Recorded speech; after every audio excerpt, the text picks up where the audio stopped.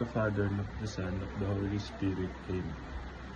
Loving God, I come to you with an open heart, seeking to understand the path you have to set before me.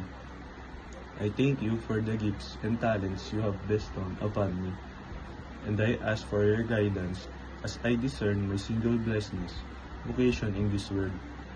Help me to listen attentively to your call and to recognize the opportunities to play in my path. Give me the wisdom to understand how I can use my abilities to serve others and glorify you in all that I do. Lord, I pray for clarity in my decision and courage in my actions. May I find fulfillment in pursuing a vocation that aligns with your purpose for my life.